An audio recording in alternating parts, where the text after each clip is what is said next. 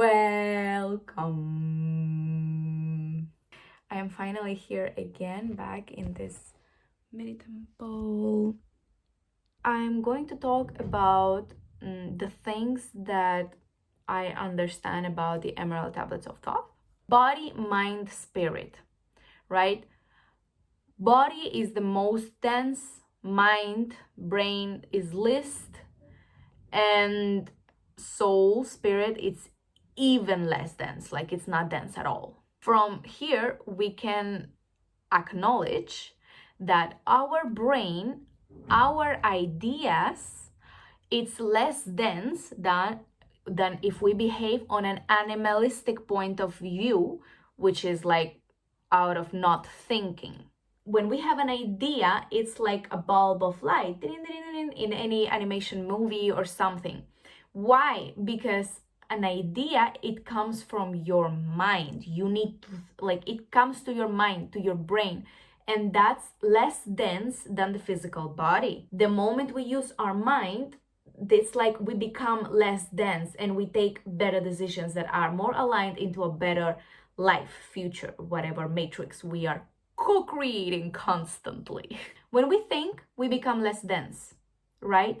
Light, it's not dense at all. I was right now taking a bath and I was having this whole visualization coming to me. There was a drop falling on the water. The small ripple of water, boom, out of one drop, and it was so slow. And I was seeing it constantly, dropping, and this. Like, what is the difference between fire and water? It's the same thing but different directions. So one, it's not dense, fire, light, and another one, it's dense.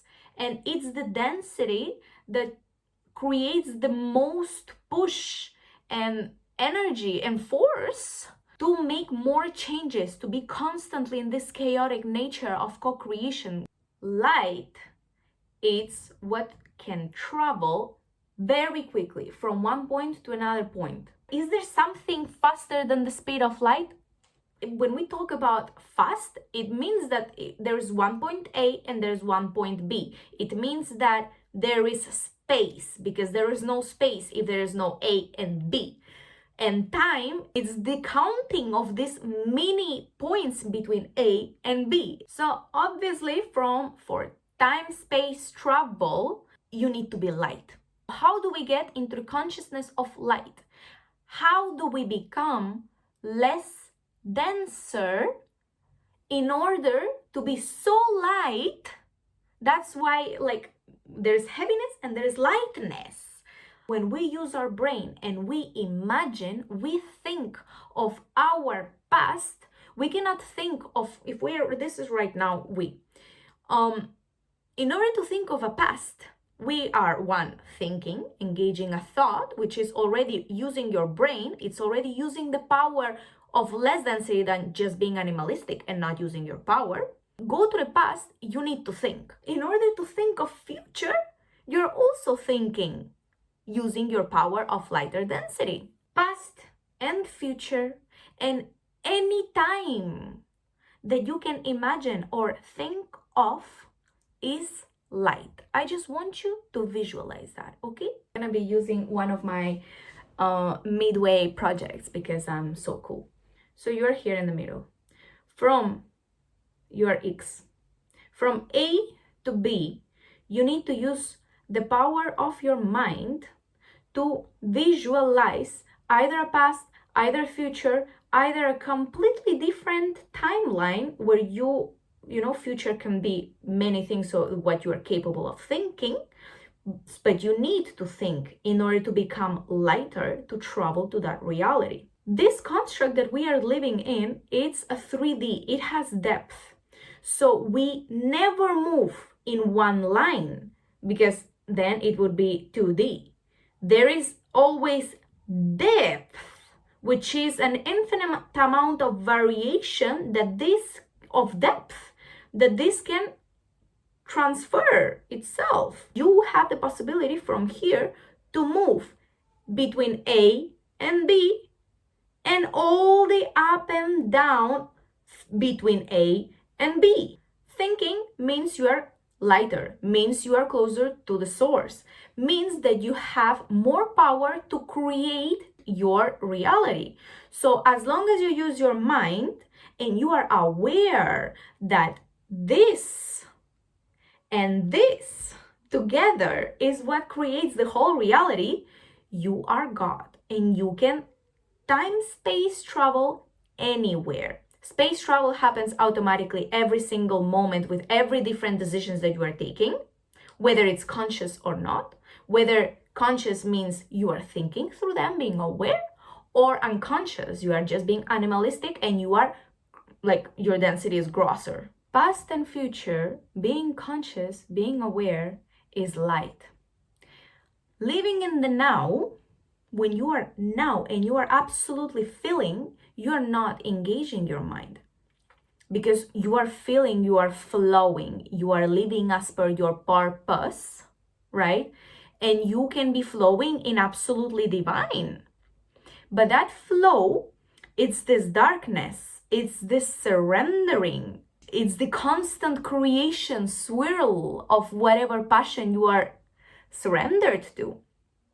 So it is important to master both the light of thought, of awareness, and the darkness. That's why in the emerald tablets of thought, after passing the halls of Amenti, it's through the darkness that it reaches the light where the 7 lords are seated.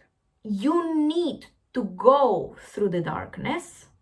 You need to pass through it by your mind, your awareness, your faith, your own light, belief, because you co-create, and that's how you move through space. Only through that, going through the darkness, it reaches to the light, where the 7 lords are awaiting.